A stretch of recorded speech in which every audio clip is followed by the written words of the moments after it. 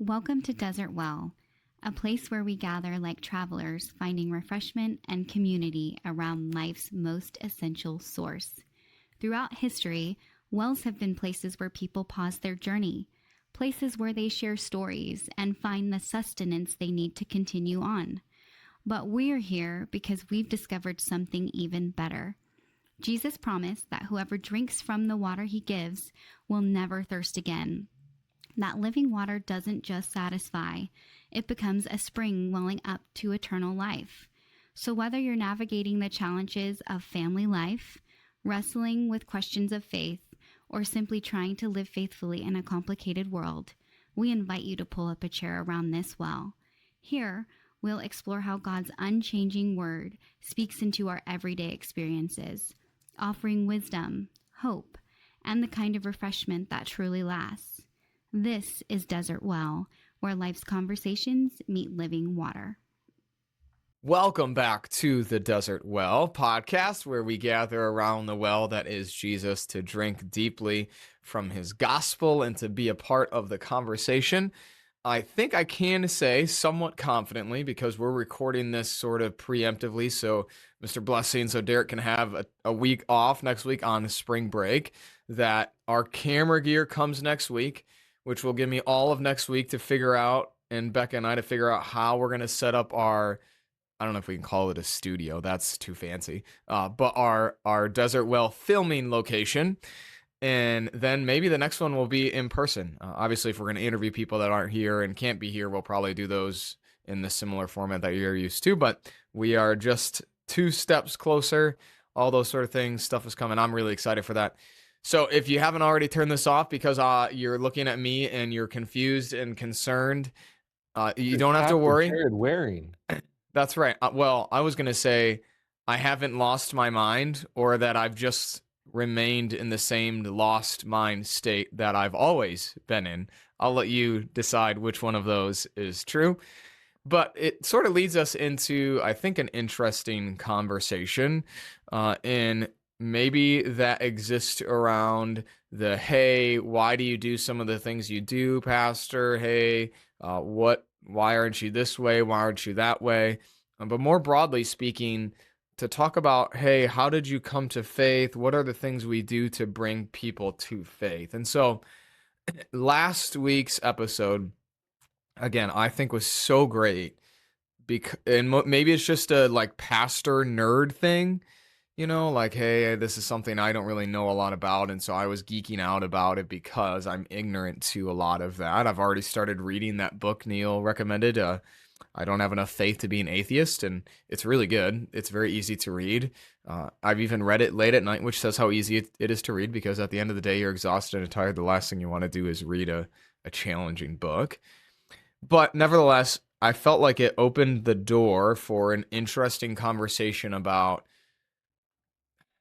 coming to faith, or like moments of clarity, or moments of taking a step further in your faith, things like that. And so that'll lead to some things about like why and how I do the things that I do, and why I'm dressed like this. But maybe we should, I mean, I don't know, do you think I should tell them why I'm dressed like this first? Before we jump into all of that, right? Like the one thing that I appreciated about last week's episode was I'm all about the evidence. Right? That, like, obviously I had faith, and we'll talk a little bit about that in a little bit.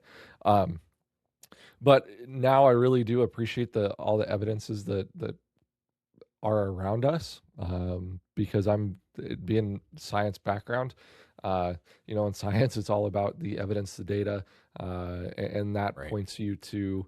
I don't want to say what's true, because in science, right, this is one thing that we always told our students is science doesn't really prove things; it disproves them. That's how science works. Sure. But you can take the evidence, so you can make inferences and so on and so forth about like what is true, right? So I love that. I appreciate it. I always dreamed about being like Indiana Jones, right? Going and finding, Yes. the lost ark or whatever it was. But I also know that that can be very grueling work, and long days, and it's not always like that you find something. But Right. then when something is found, it's incredible. So one of the things that I love to watch on YouTube, so I'll make a plug here for it. I have no connection whatsoever. I just am a fan. It's like Expedition Bible, just all the biblical archaeological evidence that points to the different events in the Bible that took place and where they took place and why there's evidence for them there. And so a lot of like Old Testament things. So we're talking 3,000-4,000 years old, right? And then I've already talked about my experience going to Israel and seeing the sites and seeing all the things and walking where Jesus walked. And I remember I was talking with one of my coworkers at Faith, and she said, going to the Holy Land is the fifth gospel because you get to Oh, gee. experience and see what Jesus saw, right? And to be there. So I thought that was an interesting perspective of it. I was like, kind of. But anyways, that's just another example of why I appreciate the evidence. So I think this discussion today, kind of why we do what we do, because we are believers and we want others to be believers too, is kind of a good tie-in and good segue to what is to come in the future too. Absolutely. So let's bring people up to speed. If you haven't guessed what I am or what I'm doing, some people said Grapes. to me today, someone said, I don't know if you've heard this one yet. Oh, are you like one of those fair games that you're supposed to like throw darts at and like you try and like pop the balloons? It's like, that would be somewhat painful, but no, that's not what I am. So it's reading week here as we record this at our elementary school. And our theme for the week has been Fruit of the Spirit. And this day was Friday that we're recording, was both our dance-a-thon day, but also our dress up like your favorite fruit and or the color of your favorite fruit. And so, no, Mr. Blessing, I'm not grapes. I told some people who asked that, maybe perhaps more sass than I should have. I said, "When's the last time you ate a blue grape?" And everybody just kind of looked at me like, Wait. Concord grapes are kind of blue. It's like, yeah, not this blue though. So I'm blueberries. I'm not a blueberry singular. I am blueberries plural. And I Uh, was pretty amazed. I was the only one who had balloons on. I thought somebody else was going to be like grapes and would like fill their entire shirt with, balloons that were purple or, light green or something like that. But I'm the only one who had balloons on this morning. I think there's like 13 of them. So you can't see all of them in the frame, but there's 13 balloons. And yes, it's incredibly awkward and weird. And I had to sit down with a couple of people this morning, and they just kind of looked at me like, "You're strange. Like, this is very professional." Like, they give you one yes, of those like head yes. turns. You demands an explanation, rather quickly and soon. But we'll talk about more about why that is in a little bit. But I want to start maybe here. Here's our throw Derek a question. I'm not even going to say if it's a softball or a baseball or a I'm ready this time. acorn. Oh, there you go. Look, he's got his I bat got my going. bat ready to go.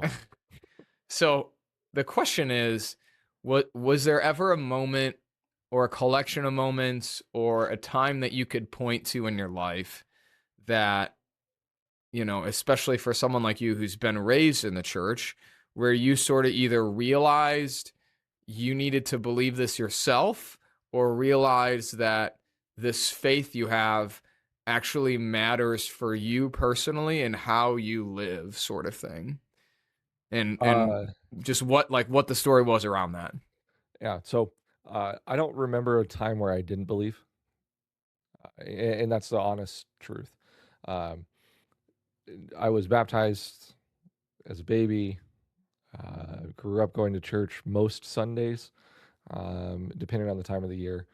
Um, One of the first instances that I can recall where, um, thinking about the Bible and the different events and the stories from the Bible, I remember pulling out my parents' like family Bible that they had received when they, got married, and I don't know if it's a family heirloom that was passed down or whatever. But anyways, I remember pulling it out, and I want to be.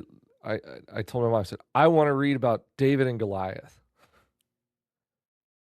I was like, I have no idea where it is in the Bible. And so I'm literally Sure. just like flipping through. was like, well, I know it's Old Testament because it's not a Jesus story, right? That like I at least knew that from Sunday school. I was probably 4 or 5. So, Mom, if you're listening to this, maybe you recall this or not, but um, I don't even know if I could really read yet. Maybe I could. Maybe I was more like 7 or 8. Anyways, that's one of the first things that I remember. Just always being curious about what the Bible said. And Hmm. then when I was in 4th grade, I remember very specifically that our teacher asked, "What is our favorite day of the week?" And my hand shot up and I said, "Sunday." And she looked at me like, "Really?" And asked why. I said, "Because I get to go to church." Aw. And yeah, it was just like, Hmm. it was kind of a crazy, and that was in a public school. And so I just flat out said that in a public school, right? Like, Sure. church. um, Good for you. and then yeah, I don't know, through middle school, high school, I went to FCA all the time in high school, and that was pretty faith forming, right? Not And for necessarily people who don't know what that is, can you tell them what that Fellowship of is? Christian Athletes, and I went to that all the time from freshman year through senior year, whether it was in school or at one of the leaders' houses or wherever it was at. I would go, and I'd try to bring my friends along and say, come on over. Oh, when I was in middle school, there was another like Wednesday church service hangout thing for middle school aged kids, and I would go to that every once in a while. Not at our Lutheran church, but it was at the E Free Church. So I don't know. I just always found myself kind of gravitating towards things like that. And then when I was looking for a college, I've already gone through this story too, that I just wanted to play football, didn't care where it was, had no ambition of being a Lutheran educator. And then, the rest is history. I visited Concordia. They had been 1-9 before the year before that. I was like, I'm not going there. I remember getting off the phone with the head coach, and my friends were like, which school was that this time? And I said, well, it's Concordia, Nebraska. They're like, where's that? I said, I have no idea. I said, but I'm not going there. Well, every time I say never, it always happens. So, anyways, like there hasn't been a point in my life where I haven't believed, but I can look back at specific points where I can see that my faith was very active, and my curiosity was very high, and that definitely played a part in the next stages or the next phase of my life in some way, shape, or form. So, like for example, like in high school and even in college, like one of the things that I was very adamant about is when I played sports, that I didn't play sports for me necessarily. Like I loved it. I was, I fully understood that like football especially can be taken away at any point in time. I was very blessed that I could play as long as I did, without any major injuries. But like every time I scored or every time I did something like that, like I would point up, right? Like, thank you. Even so much so that some of my high school teammates were like, what do you see there? Do you see an airplane or you see, like Superman in the sky? I was like, nope, just thanking Jesus. That's Right. So awesome. there's a lot of moments like that in my life where I can look back and I can just say, I wanted to make sure that what I was doing was trying to give back, in whatever way that I could, and give God the glory for the things that I did have, um, just simply because I knew that, right, my faith was, I would say, fairly strong, and probably uh, maybe abnormal for people my age, back then, and just continuing on, right? Like I'm in it. I'm in Lutheran education, so it is part of who I am. And part of who we are here, right? It's one of those, it's the water we swim in, the whatever other analogy about a fish out of water, or the air we breathe, that sort of thing. It is all of those things. So, I don't think I hear like a, hey, I remember this moment that transformed who I was, etc., etc. And in some ways, I think, at least for me, I've always somewhat wanted something like that. I always envied people. And I've gotten over this, but it was sort of I went through this phase of like envying people who had these like dramatic conversion experiences, who didn't grow up in the faith, and so they can remember exactly what happened and like how they came to faith and who it was that sort of brought them there and all those sort of things. And I was so jealous because, like, just like you, I was baptized like we've talked about, and so I don't remember my baptism, right? I was a baby.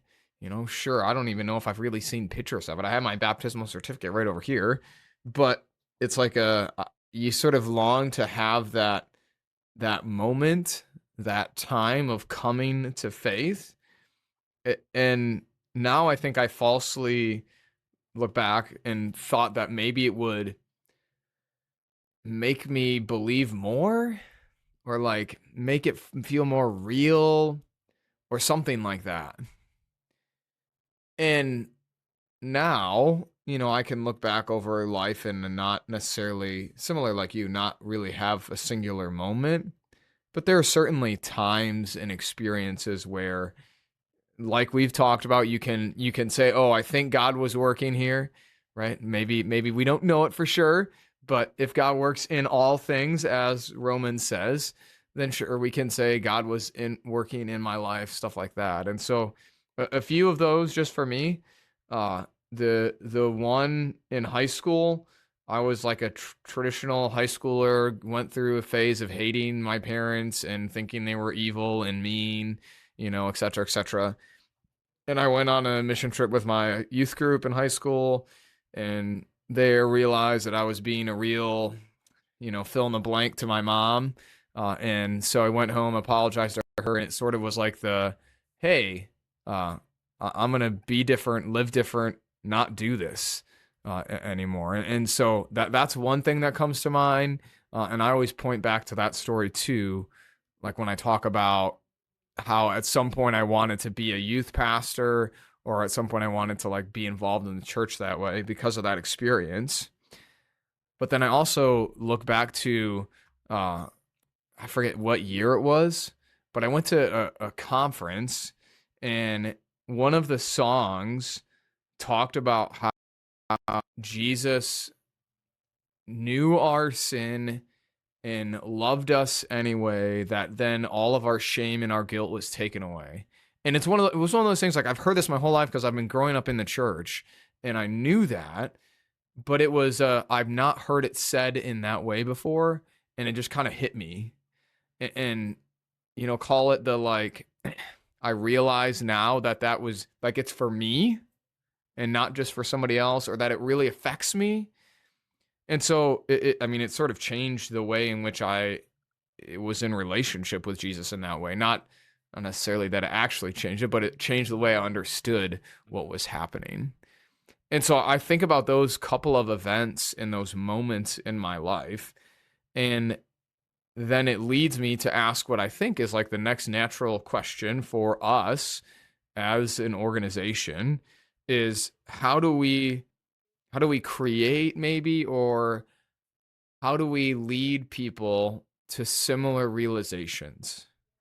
How do we lead people or do things that are ultimately going to help people or be a part of what God is doing, right? Because we can't make somebody believe, only the Holy Spirit can do that. How can we do things to be a part of what God is doing in the world around us for the sake of those people who don't know him or don't yet truly believe in him, that then they can have these moments? And there's a lot that could be said there. It's one of those things, like as we talk about strategic planning, that every church's mission is basically the same. It's Matthew 28. Go and make disciples. Yep. Right. And so it's not as though you're going to come up with a new mission. That's every church's mission, is go make disciples, baptize them, and teach them how to live this out. And so in some ways, that is what our task is to do as a church, is to do things, to be a part of things, to create opportunities for people to do that very thing, to have faith, to come to faith, to hear the gospel, and then by the work of the Holy Spirit, believe in him. And so the next question I'd like us to wrestle with is, what gets in the way of that?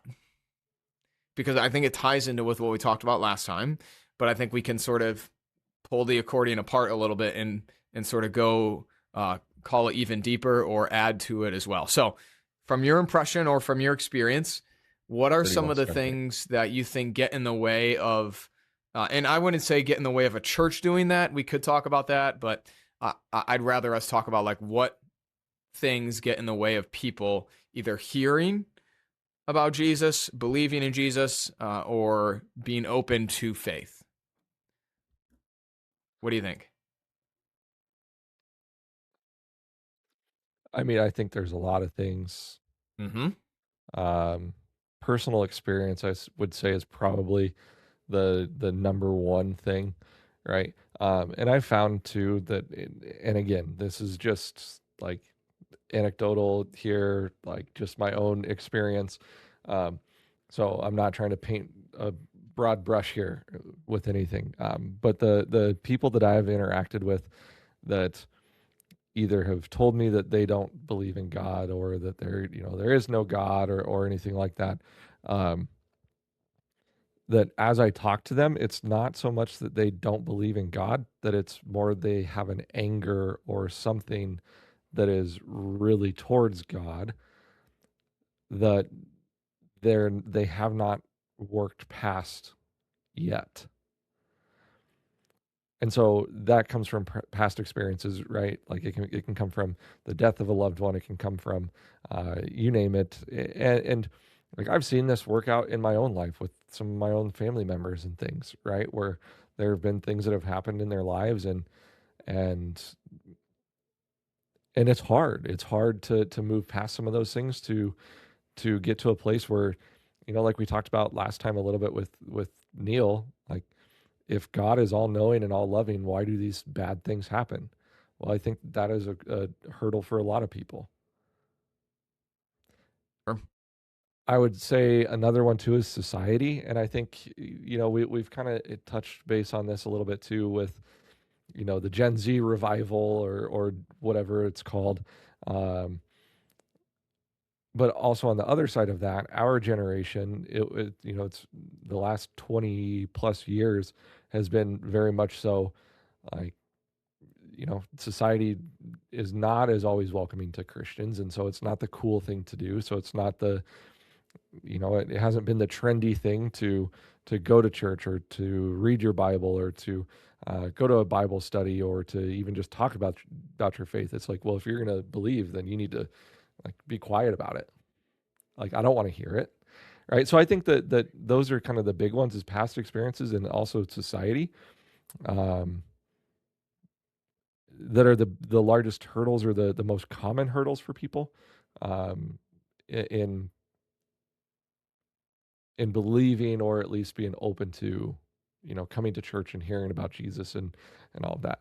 I don't know if that's what you expected, and if that's where you were anticipating that I was going to go or not, but No, the question is never did I read Jared's mind. This is not the only talk about or say what I want people to say podcast. That's not what we're here to do. But I think you're totally right, especially with the previous experiences one. I would just add a couple experiences under that personal experience. So whether it's anger at God, that's one for sure. But I also think somebody said it, and I just read it in that Atheist book, that the biggest reason people are not Christians is their interaction with Christians. Like the biggest problem. Oh, it was the biggest problem of Christianity is Christians, which is it's funny, but also somewhat sad at the same time, right? That it's the whole phrase hurt people, and so sinful people sin against other people, and yet as much as we might know, oh, that's just kind of part of life, that yes, we all would strive to not do that. We would love to be perfect and sinless, as Jesus says. But we also know that we are sinful and broken. It's why we're in church. It's why we're here, because we realize that. But for a lot of people, it's hey, this person really hurt me when they said this thing, or, they really didn't love me in the way that I wanted or expected them to. And sure, we could talk about, all those sort of sub things underneath that. But suffice it to say, for some people, it's hurt from Christians, from pastors, from whatever, church workers, etc., that really keeps them from being involved in a church or being involved in a community of faith. That it's those previous hurts and experiences there that really push people away. I mean, we talked about last week the intellectual thing. I guess I shouldn't drink fizzy water in the middle of a podcast. It makes you need to burp. So we talked about the intellectual stuff last week. I think there's also a sense in which some people have a perception problem. And what I mean by that is what their perception of church is. So what we've said on here, and this is a biblical idea, not a Pastor Jared idea, that you cannot believe on your own, that to believe is to be a part of something, right? That you can't go alone into your room and say, well, I do my faith by myself. Sorry, Jesus says, no, that's not how things work. The New Testament talks about being a part of the body of Christ, worshiping, doing the things that God would have you do. And yet I think when people think about what it means to be a part of the body of Christ, that they think about, well, why do I need to do that? They have perception problems of, well, this is just like a weird club, or is one, what podcast I was listening to talk about it as not the Holy Rollers Club, the Sanctified Club, something like this. That, hey, we're the good people and all those other people are bad people.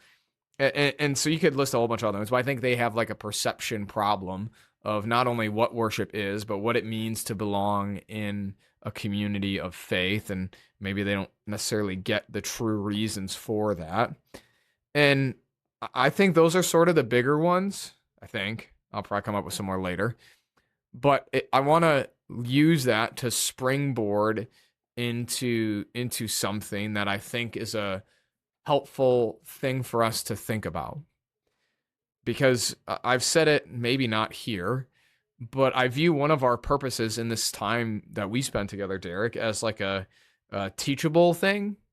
Like, yeah, sure, I'm not like lecturing. I hope that no one ever sees me here as lecturing.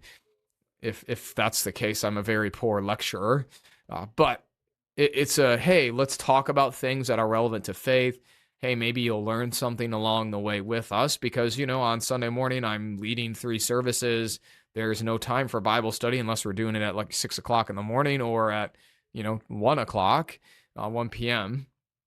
And yet I can record this with you and we can post it and people can watch it whenever they want. And it's a teachable moment for them. And so I want to turn to what Paul says.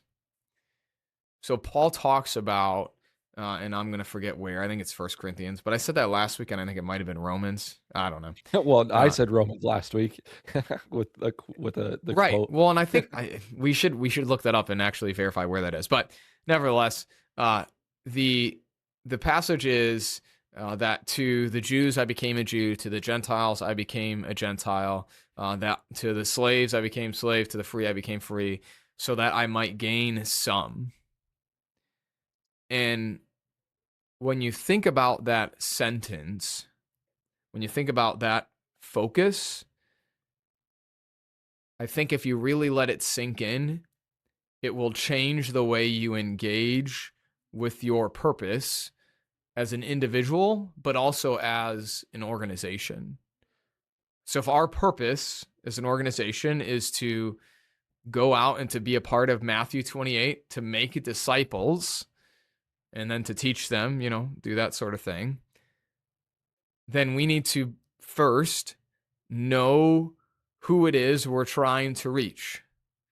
And so let's use an example from our staff read Unstuck Church.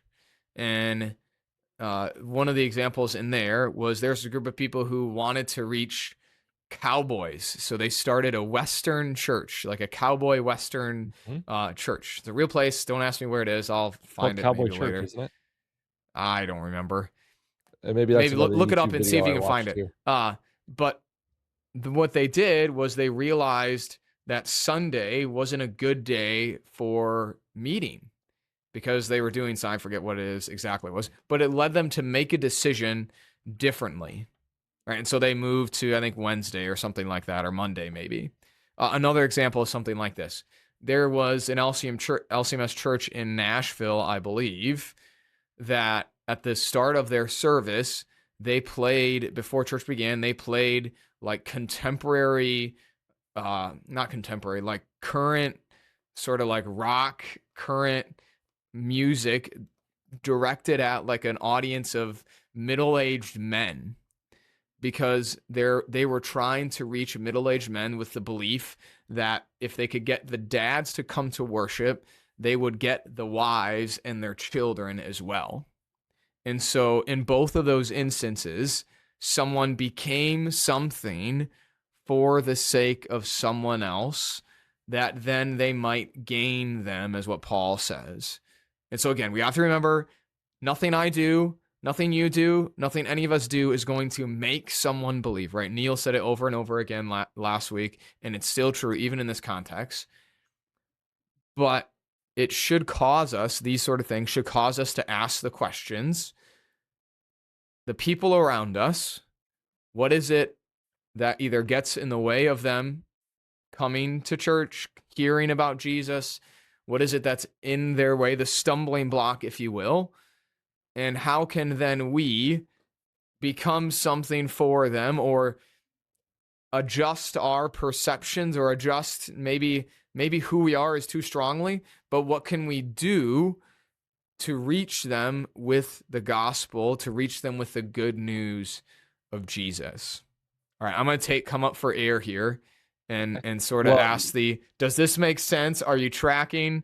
All those sort of things. yeah, so while you were doing that too, I did look up this, and it is from 1 Corinthians chapter 9, and it's 19 through 23. And I was also correct last week when I said that it was from Romans. So Okay, see, I there we was go. wrong. um, so yeah, anyways, the one thing that I would say here too is that Paul doesn't just say that he became all things to all people first. Sure. And I think that that's an important thing to note, that he went through and he listed things that he did that were intentional and why it was intentional that way. So like when he says, I became weak for the weak. I became a slave for the slave. I became strong for the strong. I became, a Jew for the Jew, and like so on and so forth. Like it shows his intentionality behind what he's doing. And I think that's kind of the hard thing for a lot of churches and organizations, is like, we want to be for all people. We want to just be like, Mm, sure. everyone is welcome. And of course everyone is welcome. But Right. we might not be appealing to everyone in that way. And so maybe that's the like, how do we appeal to people to come to hear about Jesus? Um, I know that's a shorter way of saying what you were saying there too. So I think it's a really challenging thing, because we're never going to be appealing to everyone. But the one thing that I will say is that doesn't mean that because we aren't, that there aren't other churches that are, or that can't be. One of the phrases that I absolutely love is that there are all kinds of churches for all kinds of people. And so, Sure. what can we do though to bring in people that are in our community, specifically like in our area?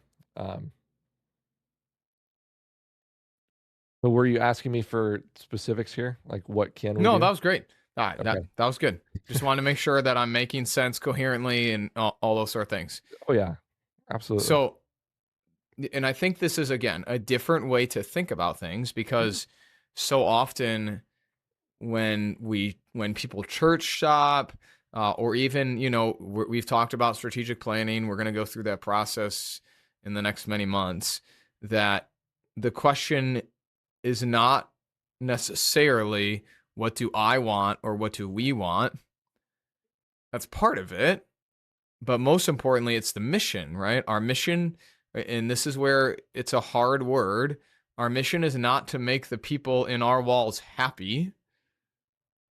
For the people that are here, it's to do what Jesus says, which is help them obey his word and to follow him unto death.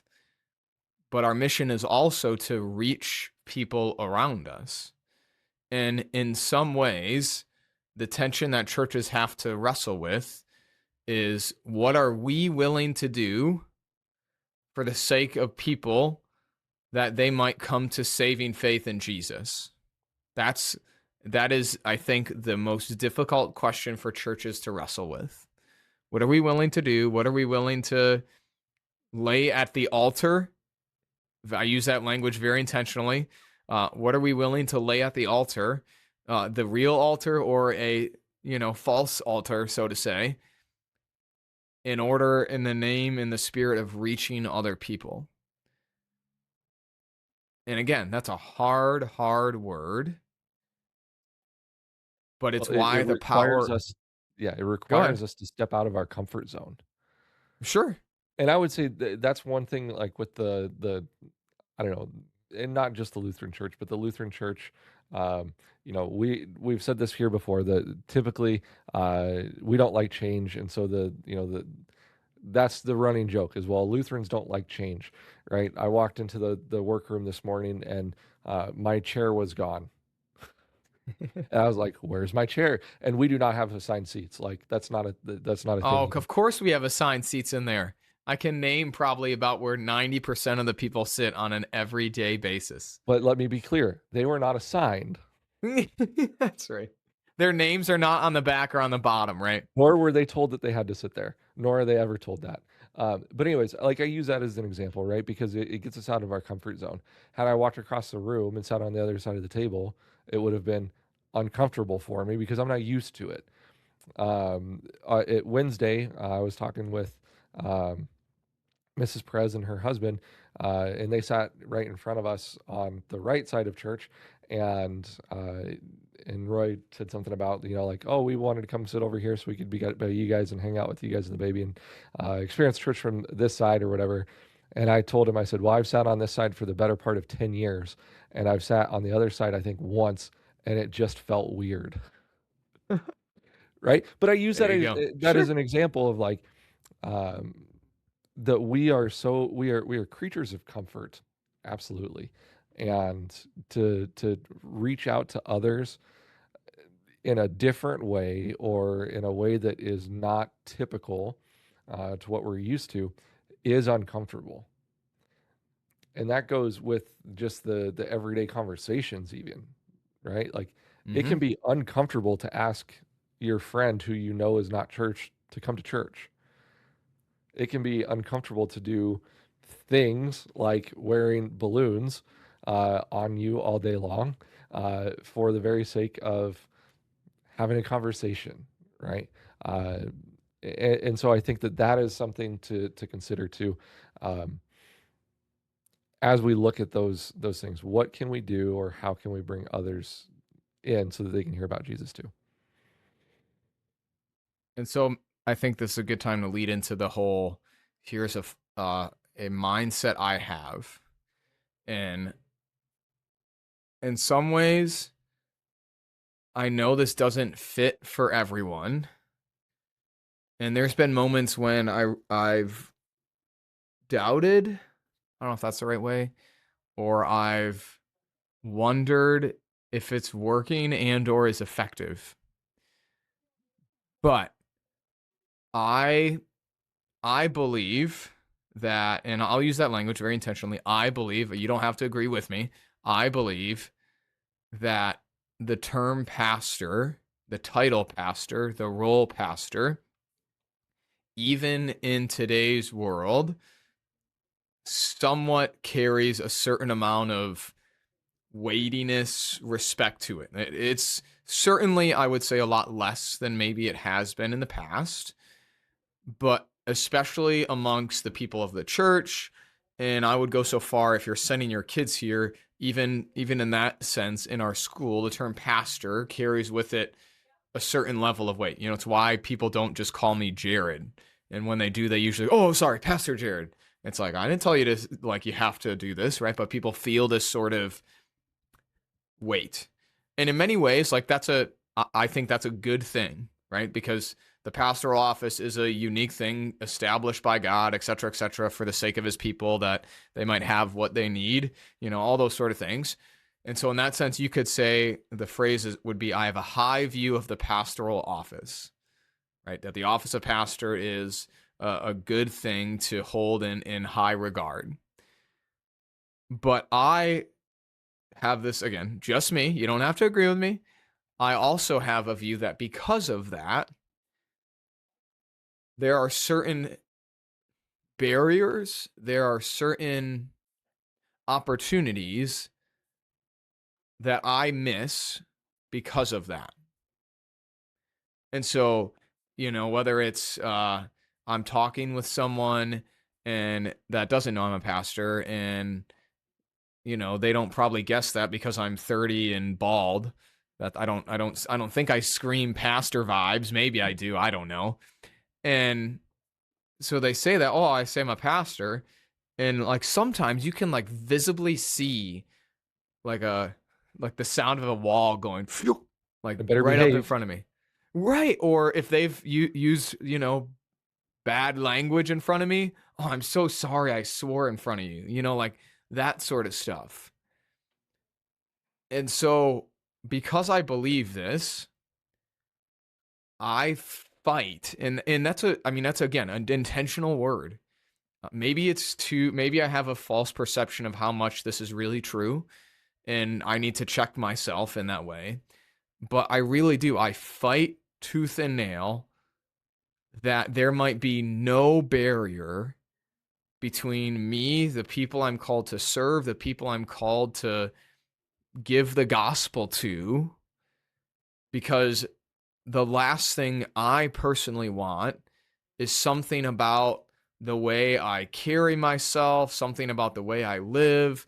I mean, so again, something about the way I even dress to close a door for someone to have a conversation with me or to come to me with something. And so it's why I do a lot of the things that I do. So I have a collar at home. You saw me wear it on I don't know, when was it? I wore it just recently. On Ash Wednesday, I think it was, I wore it to church, maybe. And so I've worn it I was gonna say, once I don't since know I've that been here. or if you have worn it, I haven't really noticed or paid attention. So I wore it once here. Or no, I think I went and did a hospital visit. I wore it then. So I went with one of our lay ministers to visit somebody in the hospital, and I threw it on because it was late at night, and I was like, oh, this will maybe help me get easier in, stuff like that. Mm-hmm. And so I intentionally don't do that. I don't know if my sandals are a part of that, but it is a very disarming thing, that, oh, you're wearing sandals? Like, are you still a child? Are you not like a professional grown up? And again, the same mindset, right? I understand people have a big weight or a big burden, if you will, around the pastoral office. I want to again push that down. But even with the kids, right? So with our preschoolers, our elementary kids, I will do, as Craig Rochelle says, I will do everything short of sin that people might hear of Jesus.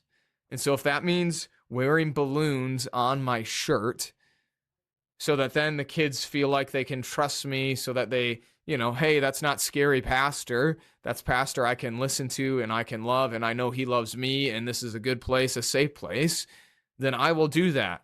I will get up and dance in front of people if that's what it takes. I mean, it's even so far as where I preach and why I preach in the way I do is the same thing. Like, I don't preach behind a pulpit because I think it communicates something. To stand behind there with your hands on here and speaking in that way commands authority, which maybe, there's a time in a sermon I need to give that's, I need to actually increase the level of authority that I have, and I do that. But I'm even in that moment, I'm going to realize what that's going to do for some people, how it's going to affect how they hear it. And so I preach from the floor, not on the stairs, on the floor. I don't, I try and memorize sermons, right? I try and commit them to memory, not because I think it makes me look good, but because I want people to hear it. I don't want them to be distracted by something else that I'm doing. And it's one of those things, right? Just like Paul says, he does all of these things that he might gain some, whether it's a true perception or not. My view is that maybe even especially here in the western part of the United States, is that people are still largely skeptical of pastors, still largely skeptical of institutions, etc. And that in some ways, if I can somehow tear down that wall of I'm just a person like you, I have kids like you that make me go crazy, that I get angry and frustrated with, but that I love to pieces, that I need Jesus just as much as you, that I don't know the Bible, that I mess up all the time, that I need forgiveness, that, again, I'm just a regular person with a unique calling, just like you, Derek, just like you who's listening to this too. And so I do all of that to tear that down in the hope that it will open doors, or that God will use it to open doors for people to be able to come and say, hey, I haven't really told anybody this yet, but I'm really wrestling with this thing. Or, I've been here my whole life, but I don't think I've ever really believed because of this thing that I have a doubt or I struggle with. Or, hey, this kid came up to me and said, hey, can you help me with this thing? Or why does Jesus still love me? Or all those sort of things. And so you could see it as extreme, right? Like, wow, pastor, you have a weird complex in your mind. Like, what do you think everyone's walking around with, like, just saying, "Oh, that's a pastor," like evil? Not But necessarily. no, I would say it's biblical though. We just read it, right? Like Right. it is a But it's biblical concept that is often lost, I think, in churches, just kind of in general. And so I think it's a valiant thing to be doing, to trying to break down those walls so that people do feel more comfortable when they walk through our doors, right? And not, and I think too that it goes beyond that, that if the people in the pews are comfortable, you're more comfortable. That means that guests are more comfortable. That means that everyone is more comfortable. And that's what we talked about to begin with, is we are creatures of comfort. And when we are comfortable, we feel safe. And when we feel safe, we've said this before here too, right? That is where we can have some of those further conversations. So no, it's an awesome thing. and yet, it's one of those, like, I don't I think this is the thing that I also would like people to hear. So for like you, Derek, especially in your story, there wasn't one giant thing. Sure, there's some moments and stories you can point to, but look at all the little things that you didn't even know were happening around you, that were sort of pushing you and influencing you, that you weren't aware of. And you could say the same thing about mine too, right? That what was happening before I went on this mission trip, right? Or what was happening in my life before that, of the people and the things that God was doing around me that I had no idea about or didn't see as important, but then it sort of came to a head in this moment. And so it's not that, hey, we're going to do this thing. Hey, I'm going to be silly and whatever. And then, everyone's just going to come to faith immediately and believe in Jesus automatically. We all know that's not how it works. But it's the small things over time that, if you want to use the language of planting seeds or tilling the soil or preparing the ground or just waiting for and creating opportunities, all of those analogies fit. And I think that's when you can say, hey, I do this not because I think I'm going to be the one who helps or makes this person believe, but I'm going to do this because I believe that God wants all people to be saved and come to the knowledge of him, right? As scripture says. in that this might be one small part of it that this person will never understand and never even see that it contributed to it. But I have faith in Jesus that he's actually able to take something like this and use it as part of that sort of plan for that person to come to faith. Yeah, and so I want to go back to the scripture here because Sure, go this ahead. ties into what you were just saying. So when I was looking up where that was, right, good old Gemini, uh, it's free, so we use it. Uh, but it gives some like context here. And so why did Paul say it? So then it says cultural flexibility, right? So that he would do things with the groups of people that he was talking to. Um, but the relatability. So he believed that in order to reach someone, you had to meet them where they are, not expect them to come to you. And that's exactly what you're doing with the things that you're doing is is the sandals, right? People are like, wait, you wear sandals to church? Mm-hmm. But aren't we supposed to wear our Sunday best every day? Jesus doesn't say that, right? There's nowhere that says that we need to be dressed in a three-piece suit with nice shoes and come to church. Jesus says, come as you are, Right. right? Um, and this next part that the analysis here, it says, well, what was the goal with this? And so Paul is mentioning winning or gaining people. And it doesn't go so far to talk about even the salvation of it, but simply this, that he wanted to remove any unnecessary social or cultural barriers that might stop someone from hearing his message. Now we know what the message is and the salvation of it. Right. That's the goal. That is absolutely the goal. And that should be the goal of all of us, right? That if there are barriers in place, whatever they might be, that we should look to break those down. And that's exactly what you've pointed out with your intentionality behind what you do and why you do it. And so I think it sets a good example and good precedent for all of us here too, that that those walls that are up maybe in our own lives or the walls that are up in our congregation, those walls that are up in our community, what can we do to tear those down so that people can hear the message? And that's a good, I mean, that fits with the Lutheran Hours spiritual conversation curve too, because the first step is basically to gain a hearing. That's the whole goal. You build a relationship with someone, and so you do evangelism by not even talking about Jesus, because it's the idea what we talked about in our series a long time ago. People want to hear the gospel from a friend, not from a stranger. And so if you're not a friend to someone, then you need to become a friend and be a friend. And yeah, to say that we're just trying to gain a hearing is a helpful phrase. It's a why should I care? Why should I give two hoots about your church and what you do? That sort of thing.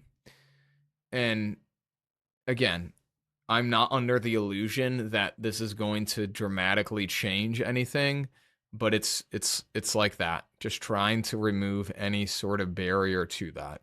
And I think also you could say the flip, because to some people, the way in which I carry myself is probably actually repelling, right? And it's sort of the opposite of saying, hey, you can't be all things to all people, but to say, hey, if I'm trying to reach people who I think have a sort of I can't go to the pastor, or the pastor is a scary person, that means the people who want me to be that, hair pastor is the language that comes to my head, and just sort of the authoritarian, you listen to me because I'm the pastor or else kind of thing, that to those people, I might actually push them away. And in some senses, you have to make that choice, or you have to make that decision. And it's not, I mean, I'm sort of thinking or realizing this in time, but it's sort of one of those like, well, what do the people around me or the people that I'm interacting with need most? And so if, for example, I was in a community that was predominantly Catholic, right, or predominantly like a high church, high pastoral authority, then maybe I would do something like that. Or, in a culture that respected people in authority maybe a little bit more than ours does, then maybe I would sort of act in that way more than I do, because I'm trying to reach the people that are here, that are around me, us, etc. And so I think that's an important distinction to make too, right? That this isn't in all things, this isn't the silver bullet for everyone, right? Because Paul says, I gotta be this person to this person, this person. And maybe that's like hey, you need to also be that to somebody else too. Yeah, I don't know. What do you think? I'm sort of stuck in my thoughts here. Well, and I would say that it's kind of true for all of us in our vocations, though, too. Um, when was it? National Lutheran Schools Week. I wore a suit to school, and people about fell out of their chairs. You They're look like, good though. It was sharp. they're like, you own a suit? I was like, yeah, I actually own like 4, 5, 6 of them. I used to love wearing button-down shirts and suits and things. Um, but I think even in my role too, right, that it's a barrier thing as well. Um, and I think that that's one thing that I appreciate about the West Coast mentality, a little bit of like the more casual approach, because I think people respond more to the casual approach.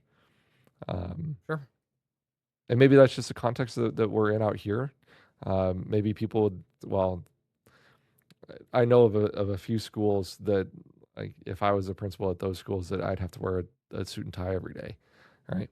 And culturally, that's what is expected there. Okay, well, Sure. we have the option here to do things a little bit differently, and I appreciate that. And if I'm, again, it goes back to a comfort thing. If I'm more comfortable, then people around me are going to be more comfortable too. So I think that's the goal in striking those conversations, and that can be true And, for any authoritative position. yeah, person who holds a title that sometimes has various perceptions with it. So I'll add one caveat, and then I think there's nothing else I can say about this today, and we should let Hey, people we've go talked for and like do whatever 56 they want. minutes already. Well, we just got to get off before we go as long as Neil, because there's no way this was as good as what he said last week. No way. So the last thing I will say is that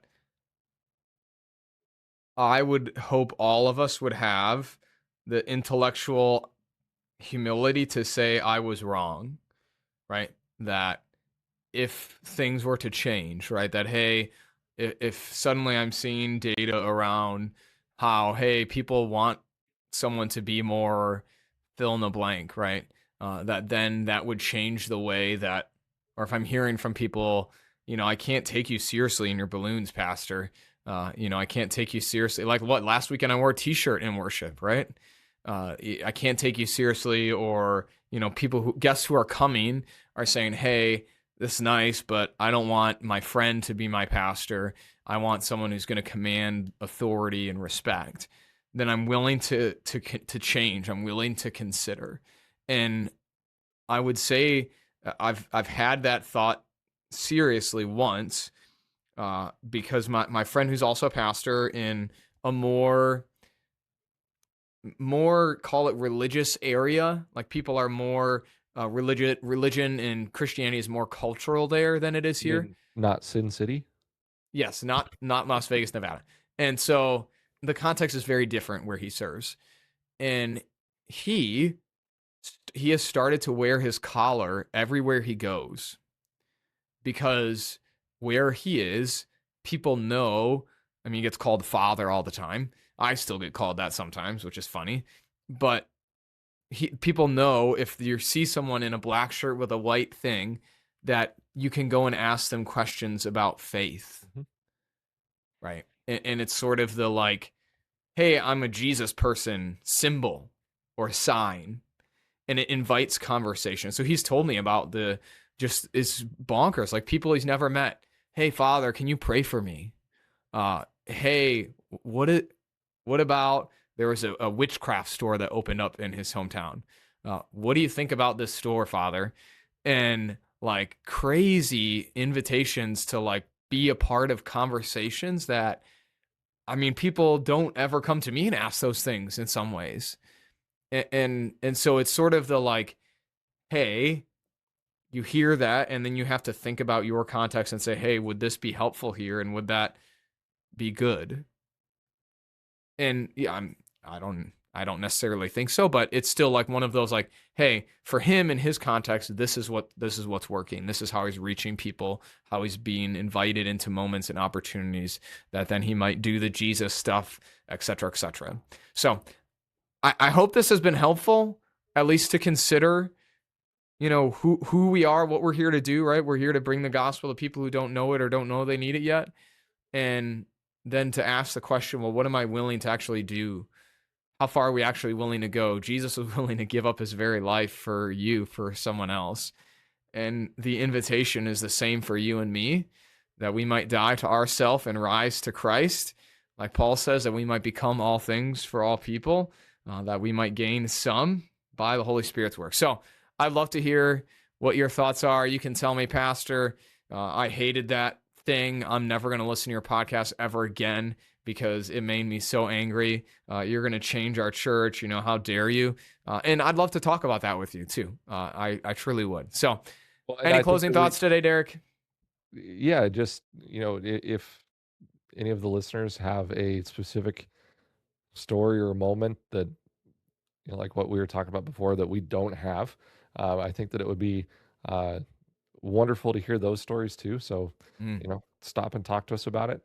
Because we want to hear them, and two, as we've said all year long, everyone has a story to share. And so, like, please share that with us. We would love to hear your story. Awesome.